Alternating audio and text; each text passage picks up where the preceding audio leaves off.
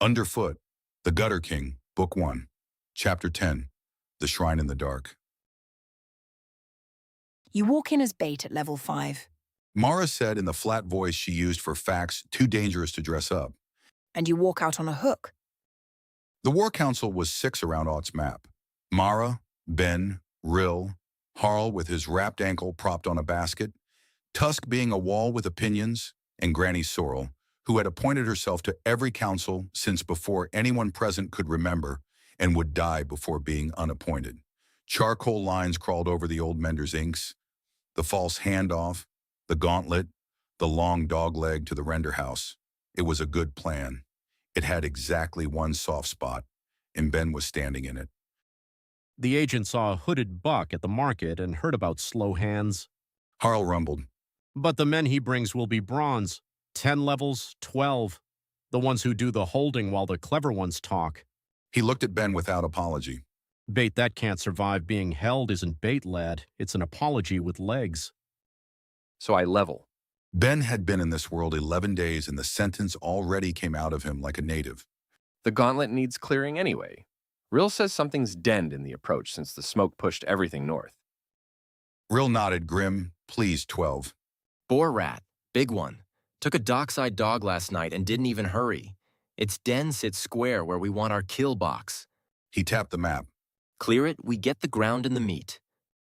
And the mender gets his levels. Mara finished. Her clouded eyes rested on Ben a moment. An audit with something underneath it now. 11 days of ledger entries deep. Take Tusk, take Seth for the ropes, and mender. She said it before he was out the door, dry as tinder. Come back. The Warren has opinions about menders now. I'd hate to hold the vote twice. The Boar Rat Den announced itself the way all bad neighborhoods did, by silence. The approach gallery should have sung the way the silt beds sang. Moss light, eel embers, the 1,000 small burning coals of the underworld going about its business. Instead, the last 200 yards lay dim and dumb. Life gone quiet or gone entirely. And in the hollow beyond, one ember burned like a furnace with a grudge. Big, slow cycling. Confident the way the terrier had been confident. The way anything is confident when nothing has ever successfully argued with it. Ben's people spent the morning arguing with it in advance. That was the part no notification would ever capture, he thought, hauling tension into the last rope. The fight happened before the fight. Seth strung old mooring line into a web at knee height across the den mouth's western run. Tusk pried a flagstone loose over the eastern one and stood it on a trigger chalk like a 200-pound playing card. Ben painted the middle path, the inviting one, the only one left open on purpose. With muscle blood and eel oil, a scent trail with an opinion about where you should walk, and at the end of it, at throat height for something boar-sized, he set Rill's masterpiece. A whip pole snare cut from the same green stave stock the catchers used because the underworld wasted nothing, not even its enemies' engineering. Then he stood in the open, in the middle path, downwind and deliberate, and let the furnace smell him. It came like a landslide learning to gallop, 600 pounds of tusked, scar-plated tunnel pig, fast as a lie, and every soft instinct in Ben's stolen body screamed run while the coals still place. Bigger now, roomier, a place he could genuinely work from. Noted the stride pattern, the favored left fore, the ember's bright arterial rush along the throat where the plating thinned. He ran, not away, through the middle path with the landslide 4 feet behind him, through the scent line, and then hard left as the whip pole sang and the snare took the boar rat at the throat plate, and 600 pounds of momentum did the arithmetic Rill had built it to do. The stave snapped. Rill had promised it would. Nothing held that weight, but it didn't need to hold. It needed to turn the head, and it turned the head into the eastern run, into Tusk's flagstone, which fell like a verdict. What was left was fast and loud and nothing like clean. Tusks and wire and tusk roaring, Seth's ropes shrieking, Ben inside the weather doing his one terrible trick, reading the chart, finding the seam, and putting the Warren's one good iron needle where the furnace burned brightest. The silence afterward rang like a bell. You have slain. Scarred Boar Rat, Terror of the Approach, Level 12. Bonus experience, Foe of Greater Grade, Party Contribution weighted. Level up, you are now level 7. Level up, you are now level 8.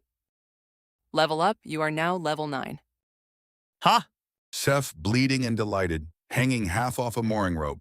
9, 3 in a breath. Wait till Rill hears the snare worked. Wait till... Ow! Sit down. Ben said, already unrolling the wound silk, hands moving, heart hammering in the old good way, the after way, the everyone still here way. You're my next patient, hero. Tusk, you? Tusk considered the boar rat under the flagstone, then his own unmarked hide, and rendered his report. Soup for a month. Nib was waiting at the blue moss when they came home heavy, hopping foot to foot with a secret so large it had made him nearly spherical. You're 9 now. Seth whistled it ahead. Everyone knows. Granny says you'll want the shrine, and I know where it is. He burst out, all one word. I found it before you ever came. I never told anybody except now. I'm telling you, come on, come on. It's close. Bring a light. Don't bring the light. Your eyes are weird. Come on. The shrine lived behind a fall of rubble, 2 galleries east, in a vault no bigger than a chapel closet. A pillar of dark stone, knee-high, its faces carved with script that rearranged itself when Ben tried to read it. Patient as an eye chart. Half the pillar had sheared away and whatever collapse had hidden it. A broken shrine, a dead one, Nib whispered. The guild shrine's topside had fees and lines and priests. But everyone knew broken ones still worked if the Covenant felt like it. The Covenant felt like it. The moment Ben's hand touched the stone, the vault filled with green, and for the first time since a floor in Detroit gave way beneath him, the system stopped whispering and spoke. Covenant Shrine, damaged. Communion granted. You have reached the threshold. Level 10. Choose what you are. Class offerings shaped by deeds witnessed. The Tunnel Skirmisher, common. Fight small, fight mean, survive. Snare Turner, uncommon. Their traps are your traps, always were. Gutter Stalker, rare. For the one the dark parts around. Move unseen, strike once. Nowhere. Deeds. A lamp that looked away. A seam found 9 times in mortal need. He read them all twice. Then because 11 days had taught him the system respected deeds more than wishes, he chose what he already was. The green washed him from crown to tail, and something in his bones sat down into itself, like a joint finding true. Class attained, Gutter Stalker, rare. Profession offerings shaped by deeds witnessed.